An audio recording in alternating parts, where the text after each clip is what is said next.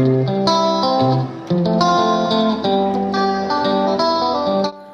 Swastiastu.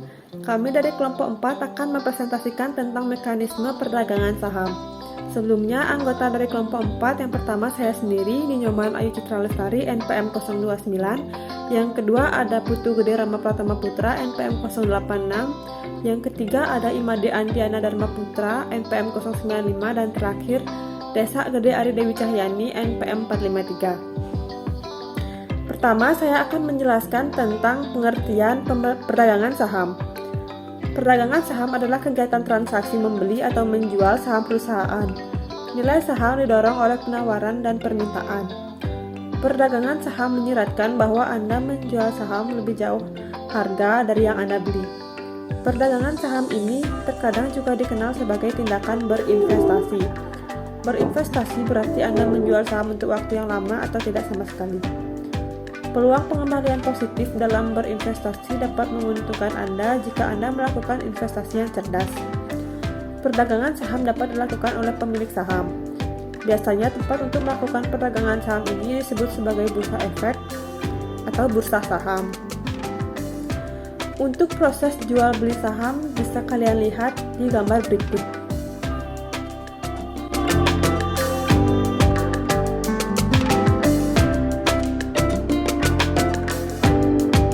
Lalu ada alur pembelian saham. Yang pertama, kita harus melakukan pembuatan rekening. Kita harus mengetahui bahwa saham itu memiliki kesamaan dengan tabungan. Keduanya butuh sebuah rekening. Tapi yang jadi perbedaan adalah jika kita membuka rekening tabungan, kita akan ke kantor cabang bank terkait. Sedangkan jika kita ingin membuka rekening saham atau rekening efek, kita harus mendatangi kantor perusahaan sekuritas atau broker. Lalu yang kedua, menyertakan identitas. Dokumen-dokumen ini berupa kartu identitas yang berupa KTP atau paspor. Yang kedua ada kartu nomor pokok wajib pajak atau NPWP. Lalu fotokopi buku tabungan, fotokopi kartu keluarga, dan terakhir materai 6.000. Yang ketiga ada mengisi dana rekening. Jumlah dananya sendiri bervariasi, tetapi pada umumnya minimal di angka 5 jutaan. Jika perusahaan sekuritasnya adalah perusahaan asing, kita diminta untuk melakukan setoran sebesar 10 hingga 50 jutaan.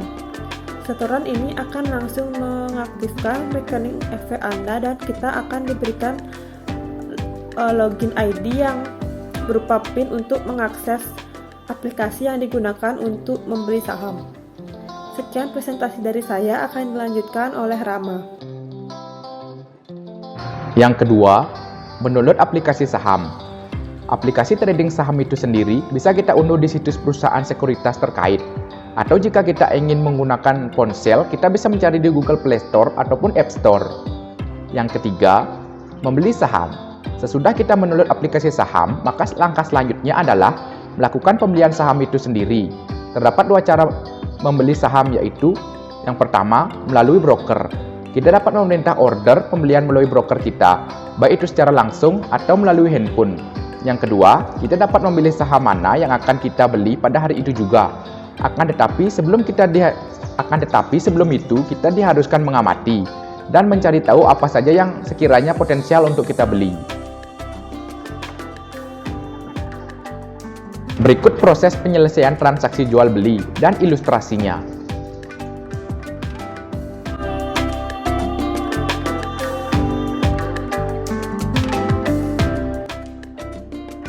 Saat ini, perdagangan di Bursa Efek Indonesia dapat dilakukan dengan 3 jenis pasar dengan hari penyelesaian sebagai berikut.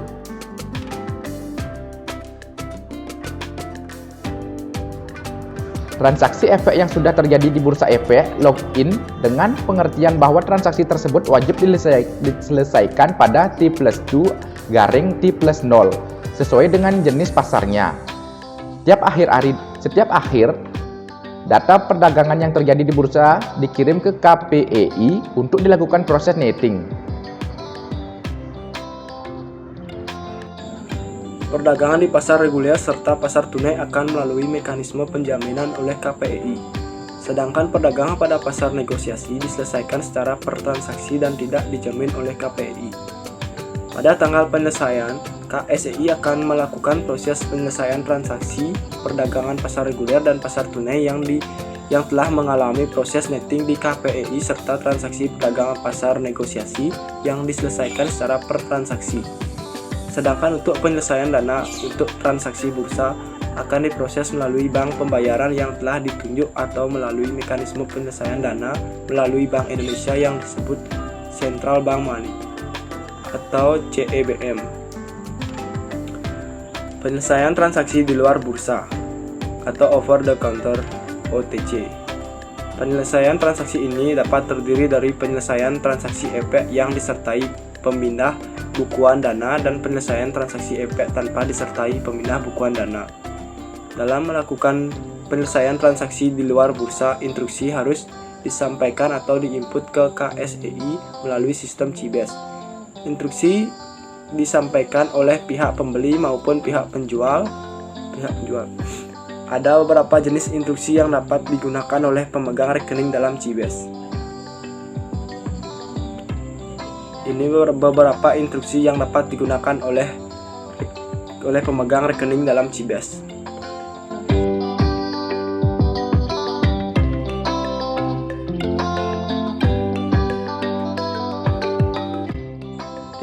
Macam-macam indeks saham.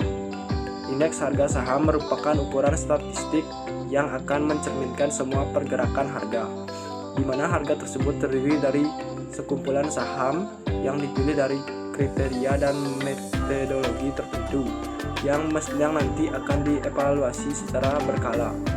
Dalam Bursa Efek Indonesia atau BEI atau Indonesia Stock Exchange atau IDX saat ini membagi indeks harga saham yang ada jadi 37 jenis. Berikut adalah indeks saham yang paling sering dibahas atau yang paling umum diketahui oleh masyarakat, antara lain 1. Indeks harga saham gabungan atau IHSG. Salah satu indeks saham Indonesia yang paling terkenal di kalangan investor dan juga para ekonomi umum. IHSG ini sering jadi petunjuk bagi indeks harga saham lainnya. Lantaran indeks harga tersebut, kamu dapat melihat secara menyeluruh bagaimana kondisi perusahaan yang ada di Indonesia. 2. IDX 80.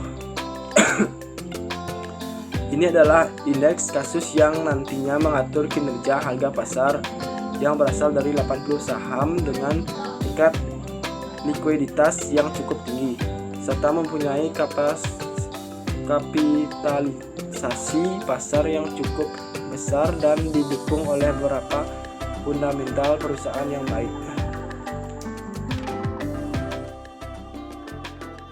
Yang ketiga ada indeks LQ45. Indeks yang satu ini akan dihitung per 6 bulan sekali yang dilakukan oleh BI, dan beberapa investor juga beranggapan bahwa dalam indeks saham yang satu ini terdapat beberapa saham blue chip. Yang keempat ada IDX ESG Leaders. Indeks yang ini mengukur kerja harga dari berbagai macam saham. Yang kelima ada IDX BUMN 20. Indeks yang akan mengukur kinerja harga yang berasal dari 20 saham perusahaan yang tercatat dan tentu saja merupakan badan usaha milik negara atau BUMN dan juga badan usaha milik daerah atau BUMD serta afiliasinya. Yang keenam, indeks saham syariah Indonesia. Ini adalah indeks yang akan mengukur kinerja harga dari semua saham yang ada di papan utama dan juga papan pengembang, yang kali ini dinyatakan sebagai saham syariah. Yang ketujuh ada IDX SLC Liquid. Indeks ini akan mengukur berbagai kerja harga yang berasal dan berbagai macam saham. Yang kedelapan, Kompas 100. Dalam indeks kali ini akan mengukur kinerja harga yang berasal dari 100 saham yang tentunya mempunyai tingkat likuiditas yang baik serta kapitalisasi pasar yang cukup besar. Yang kesembilan, Bisnis 27. Ini adalah indeks yang mengukur kinerja harga yang berasal dari 27 saham pilihan dari Komite Indeks Bisnis Indonesia. Yang ke-10 ada MNC 36. indeks yang akan mengukur kinerja harga yang berasal dari 36 saham dengan tingkat kerja yang positif. Yang ke-11 ada investor 33. Investor 33 ini adalah jenis indeks yang akan mengukur kinerja harga dari 33 saham yang telah dipilih dari 100 perusahaan. Yang ke-12 Infobank 15. Kali ini indeks tersebut akan mengukur kinerja harga dari 15 saham perbankan.